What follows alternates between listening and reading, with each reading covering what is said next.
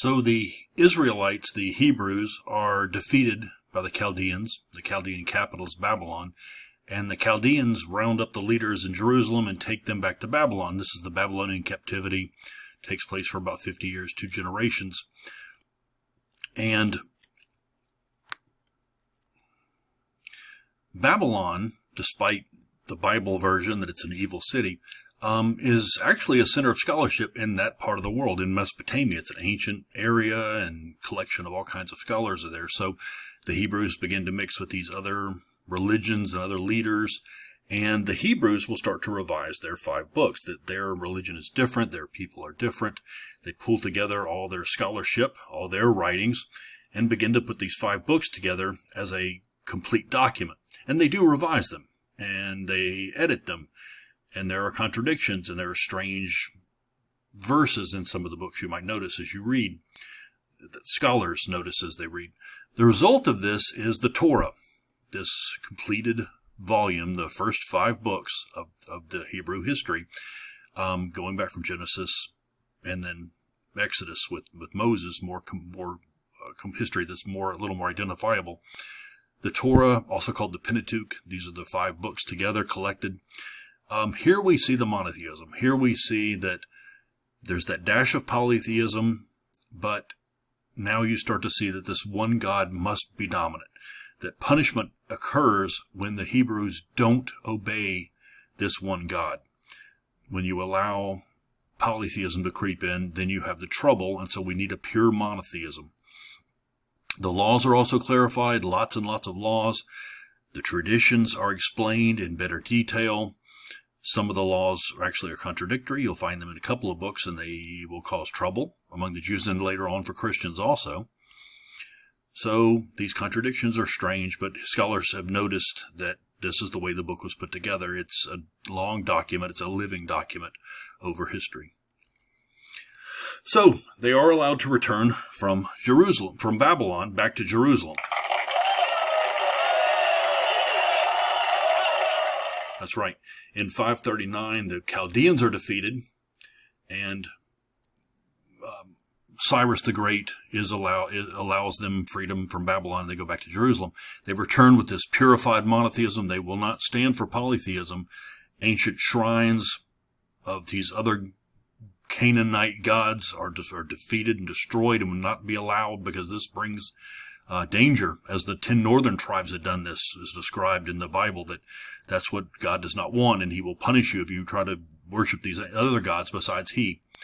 So we also see a covenant, the idea of a covenant, that the Hebrew people are united with God by an agreement, and it works both ways. God will give you certain things, he'll give the Hebrew people certain things if the Hebrew people follow his rules.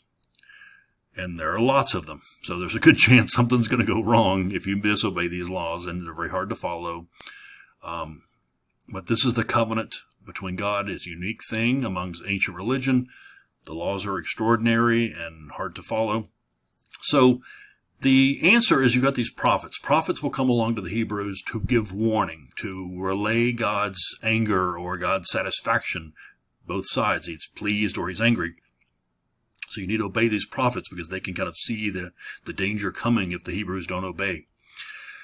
Another concept that the Hebrews provide that's different is the idea of time, that this God has created the world and there will be an end, that it isn't just a circular system like the Egyptians had, just history seems to repeat itself, but that history is moving in a direction. Eventually, there will be a judgment day. Eventually, God will have a judgment of good and evil. There will be a Messiah that will come and save humanity. So that's part of the Hebrew religion, as it's, especially now that it's coming back from Babylon, this creation of a judgment idea, of a Messiah concept. What the Messiah is still up for debate. But the Hebrew religion, it's interesting to look at in this ancient world. It is unique. It's not like anything else. It's the reason we're talking about it, is that this religion is unlike anything else. And it also, of course, will later on, Jesus will be a Jew, and you'll see Christianity spin from this. So it's interesting, it's unique, it's important to understand, especially for Western history, that this one God must prevail over everything else. This is strange because there's no competition. There's no God that he's fighting against. It's just he. And you worship him, and he gives you back things. He's invisible. He's not a human. He's not in human form. He's completely spiritual, not to be represented in any way by a drawing or something. It's beyond your conception ability. He cares about man. He provides man with goods and good ideas and thoughts and free will even. That man is his creation. He has created man in his image. This is important, that you are godlike, according to the Jews, that you have an innate goodness to you and an innate uniqueness to you, as opposed to all the other creatures on the earth. The laws are very strict, and this is strange, and it causes unusual things even today, but you can imagine 4,000 years ago, how strange this would be, that you have to behave a certain way. And it's unlike anything else, this proper behavior. Everything in life is described. And God punishes. He is an angry God sometimes. Sometimes he acts like an angry old man, but that he punishes disobedience. You need to obey these laws. And then you also see over time that things are developing in Judaism. Hasn't always been this way. That the prophet concept it evolves and it changes continually. The idea of what a prophet is and what a prophet does. Priest. Is it the priest in Jerusalem, the priest in this temple that no longer exists because it got destroyed? Or is it local priest? What power do they have? Are they simply just teachers? The concept of angels appears. That what are these creatures that come and go?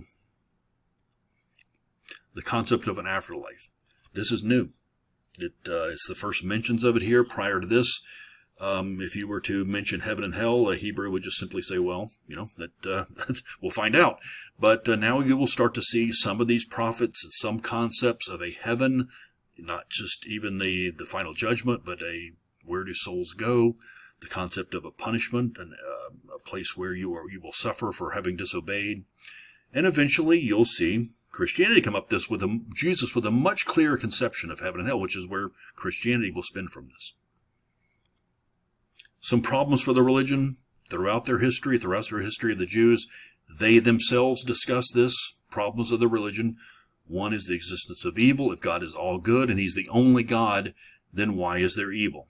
You might have thought this in your head even, that if God is all good, why does evil exist? And there's no exact answer for it. Philosophers from time starting here have debated this and tried to figure out what the purpose of all this is, what the purpose of his existence is, of his existence, of our existence.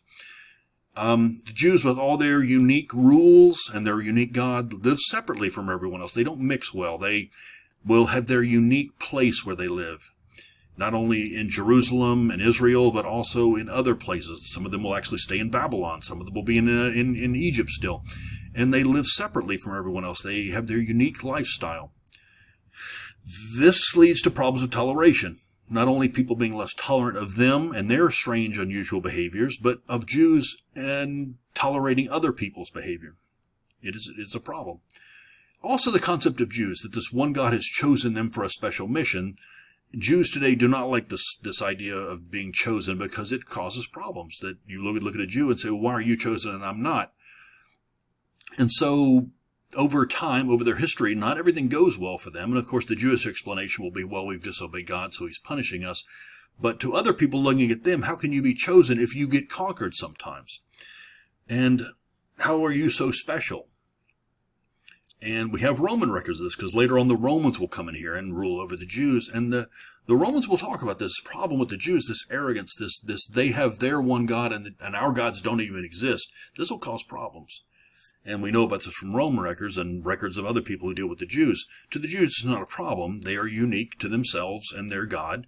But modern Jews will tell you, well, it's a big tent, and the chosenness doesn't mean preference. It just means that we are the keepers of this knowledge. So it's a problem throughout Jewish history. So let's move on.